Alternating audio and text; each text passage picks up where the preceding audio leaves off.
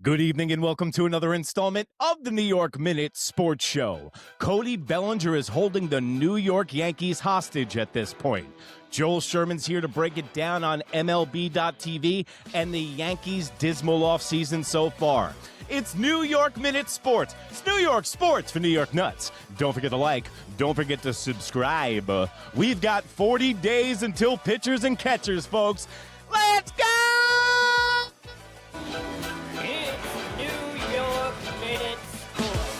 Well, thank you for joining us right here in New York Minute. Don't forget to like, don't forget to subscribe. So, yeah, Cody Bellinger is holding the New York Yankees organization hostage.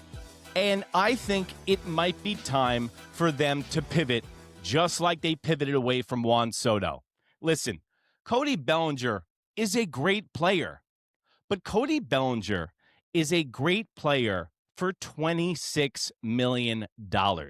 That's why the New York Yankees love him so much. And even the fan base, indirectly, we love him because we know we're getting a quality player for a deal. Now he has a contract year hitting in front of Aaron Judge, and that seems like a reoccurring theme. Whoever hits in front of him or hits behind him has a career year. Just look at Jazz Chisholm, and now look at Cody Bellinger. But what Cody Bellinger is doing is he is being not dishonest, but he's not being a New York Yankee guy. For a dude that shows so much interest in coming back to the Bronx and saying how emphatic and how much he loved playing in the Bronx. So that takes two offers to you, Cody Bellinger? You didn't know after the offseason, whatever the New York Yankees were going to give you, you were going to sign, seal, and deliver because you had a career year in front of Aaron Judge? No. What Cody Bellinger is trying to do is hold the New York Yankees hostage by waiting for dominoes to fall. He is waiting for the Kyle Tucker contract to go down, which is probably going to score upwards of $400 million.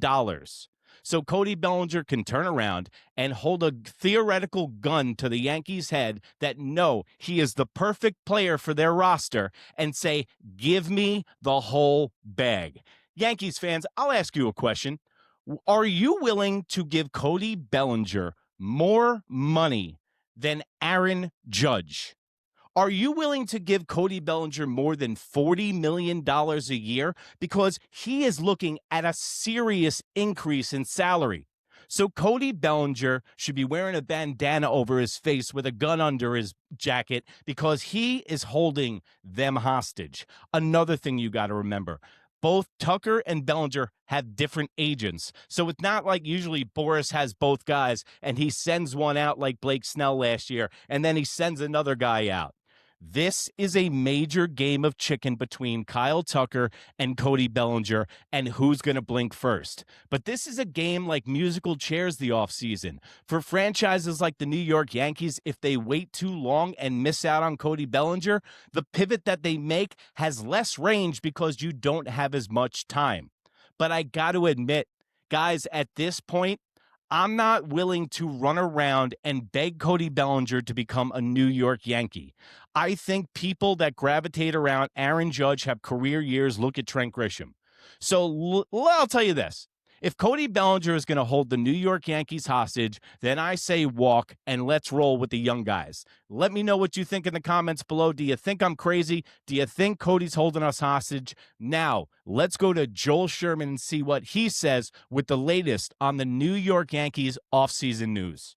Latest on the Yankees courtship of Cody Bellinger, trying to bring him back. Do I have this right? They've made two separate offers? So they made a second. John Heyman, our colleague, reported last week about their first offer. I reported that there was a second offer today in the Post. Look, there's no, the Yankees haven't hidden this even publicly. This is the number one guy for them. They'd love to bring him back. This may be the best opt-out of all the opt-outs. Well, I mean, that makes sense. Well, we got to increase the market. He just checks boxes on both sides of the ball. Plus, he's proved he could play in this market at a high level. And so they clearly want him, and I think he wants them. This offseason for the Yankees reminds me so much, if I could travel back 2020, 2021 offseason, DJ LeMahieu was coming off a great year and was a free agent. And the Yankees and LeMahieu. And what did they do for DJ LeMahieu? They completely overpaid him. and they're still paying him to this day. I think with every single offer that the New York Yankees give Cody Bellinger, that he gets further and further away from actually becoming a New York Yankee. And if you want to hear my prediction for where Kyle Tucker and Cody Bellinger are going to go guaranteed at the end of this offseason, wait until the end of the video because I got a doozy for you. You spent like all winter staring at each other like, we really want this marriage to continue, but they had to go through it. And eventually it got done in late January. The Yankees did nothing before January 1st. And then in just a spurt in January, did that, traded for Jamison Taillon and signed Corey Kluber. And I kind of feel that's this offseason for them again. And where did that season end up?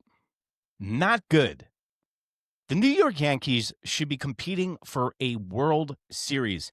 And if they don't wake up and smell the coffee and know that the AL East is being stolen from under their feet by the Toronto Blue Jays, then Brian Cashman needs to go and Hal needs some smelling salts ASAP.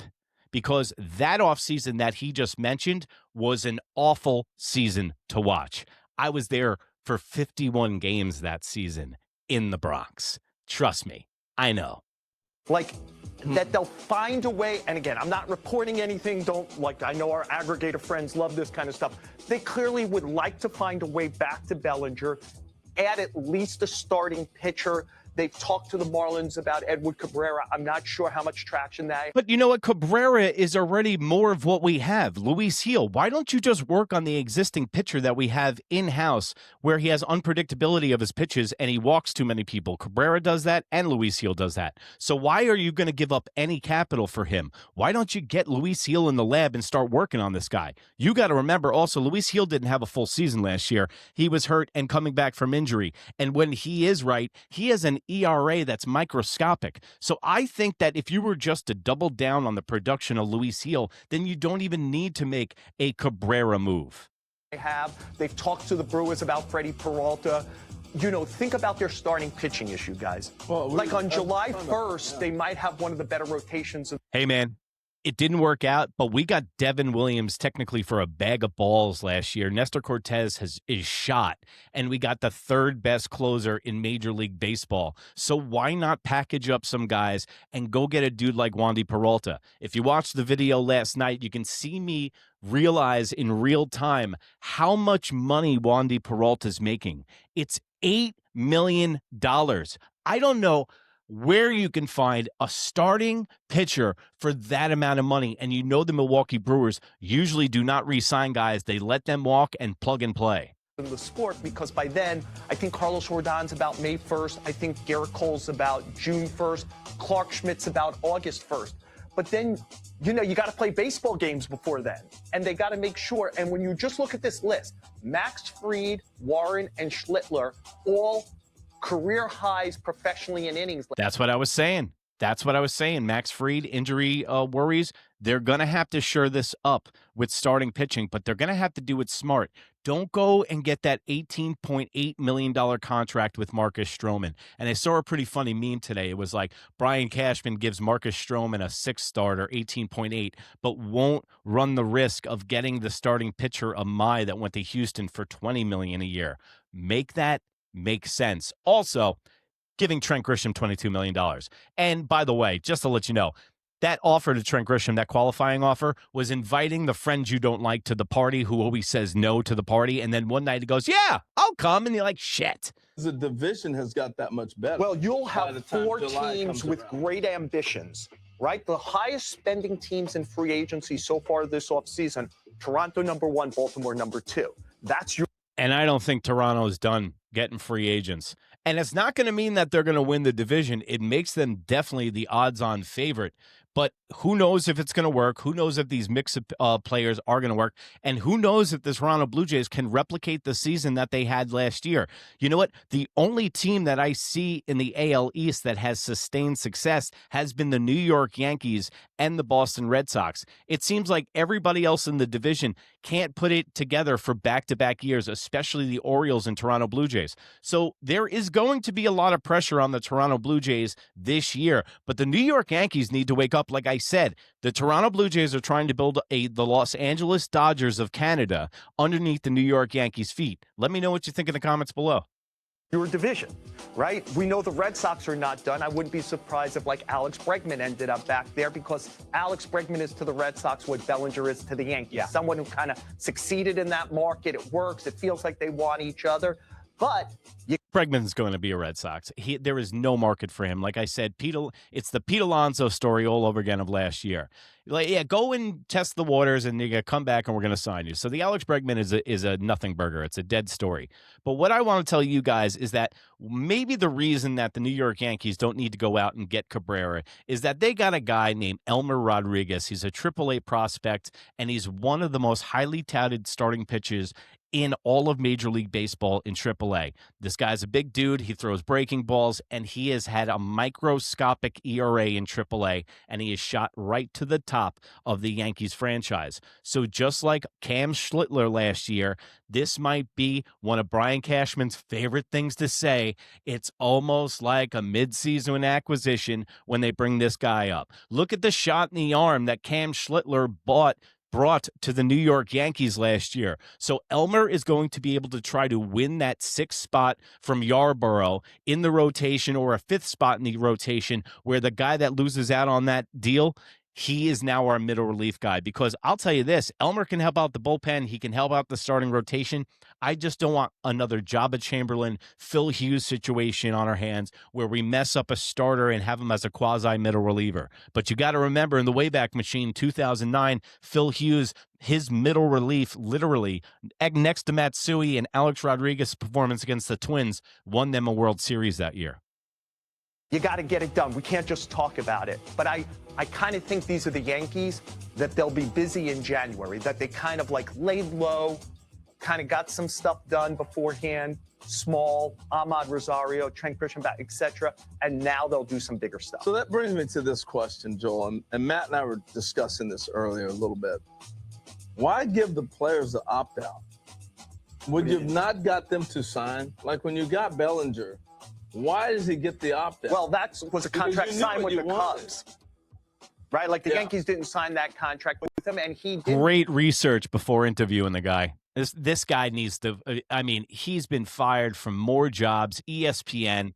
Who was that? Harold Bellinger went into the marketplace, and I Harold thought Baines or some shit. He probably felt he was going to do much better than he did. So what Scott Boras has often done, and it's worked out great. Look at like what Pete Alonso did, which is he had an opt-out after 1 year and then scored the big deal at $155 million.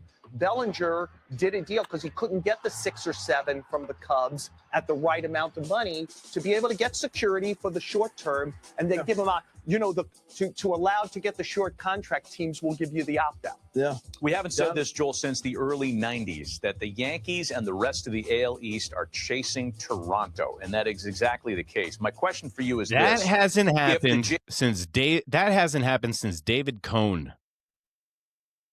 David Cone played for the Toronto Blue Jays, and this is going to be the first time in a long time that the Yankees are looking up at somebody. Might be a little fun to be the underdog for once. Imagine that, the $300 million payroll underdog New York Yankees. Got a good ring to it. Jays don't bring back Bo Bichette. Has this been a good or a great offseason for them?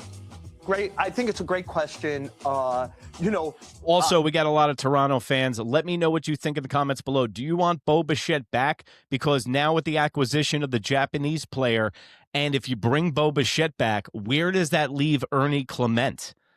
Are they out on Ernie Clement, or is the stock still high on him after his playoff performance and that breakout year that he had last year?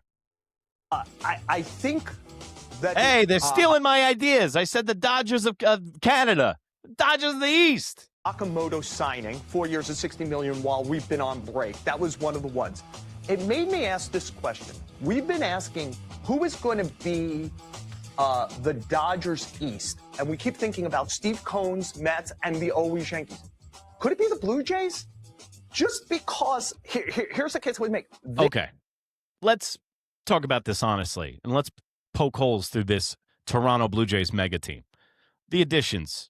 Third baseman from Japan, okay, we don't know. Jury's still out. Cody Ponce, okay. Tyler Rogers, okay. Dylan Cease, excellent. A+. Notable free agents: Chris Bassett, Bo Bichette, Dominguez, Ty France, IKF, Max Scherzer. First of all, I think you should bring back Chris Bassett. But first of all, those guys are old. Chris Bassett and Max Scherzer, if you think that you're going to get the same production out of them with another year added to them, I think that you're asking for a lot. The starting rotation of the Toronto Blue Jays is their weak point. We know that they can mash. We know that they can hit. But the Toronto Blue Jays look like they need some pitching ASAP. And what's going on in that bullpen? Blue Jay fans, let me know in the comments below. They've been chasing it. They were the big pursuer for Ohtani and didn't get it. Right. They were big pursuers of Soto. They were big pursuers. Yamamoto, Sasaki. Well, last year they they get as close to winning a championship without winning a championship as possible. And word coming out of their clubhouse was it was a great clubhouse. Suddenly, are they a destination place? They're the big free agent guys. Biggest contract signed so far this offseason, $210 million for Dylan Cease. They also brought in Cody Ponce. They did Tyler Rogers. They did Okamoto. I don't think they're done. I think they got one big one left. Is that a reunion with Bichette? Is it Tucker? Is it Bellinger? Like suddenly they're over $300 million and the top tax for the first time in the history. The largest payroll in the AL East for the first time in a long time is probably not going to be the Yankees. Yeah. And Hal Steinbrenner just keeps rewinding that and pleasuring himself to it. He's like, oh my God, say it again. Say it again. Long time is probably not going to be the Yankees. Oh, say it again. Tax for the first time in the history. The largest payroll in the AL East for the first time in a long time is probably not going to be the Yankees. Yeah. Say it again. The largest payroll in the AL East for the first time in a long time is probably not going to be the Yankees. Yeah. That's a Hal Steinbrenner wet dream. But this is the thing, guys. We're building from the farm now. And I've said as jokes, we're the St. Louis Cardinals now, but it's really not a joke anymore. A media conglomerate owns the Toronto Blue Jays. They're worth billions and billions of dollars. They have investors. It's different. Hal Steinbrenner is a mom and pop shop now. They need to get the tax down. They're still feeling the reverberations from the pandemic year. And now with the looming strike year of 27, Hal Steinbrenner is shitting bricks. And he's worried about the bottom line, which is making money off the franchise, and that's his only source of income. So that's where you're starting to see new baseball interfere with old baseball, and I'm going to be here to break it down all offseason. And before I go, the prediction that I had for where Kyle Tucker and Cody Bellinger are going, this is where they're going to go, and mark my words. Kyle Tucker is going to be going north of the border to the Toronto Blue Jays. Mark my words. It's going to be a mega deal, a big one. And the Toronto Blue Jays are going to make a statement. Cody Bellinger, he does not re-sign with the New York Yankees. I repeat, Cody Bellinger does not re-sign with the New York Yankees. Cody Bellinger becomes a New York Met. And you can go over to New York Minute. That's on Instagram and right here on YouTube. Don't forget to like. Don't forget to subscribe. It's New York sports for New York nuts, baby. And remember, if you can't be good, be bad, baby. Good night, Canada. Bye.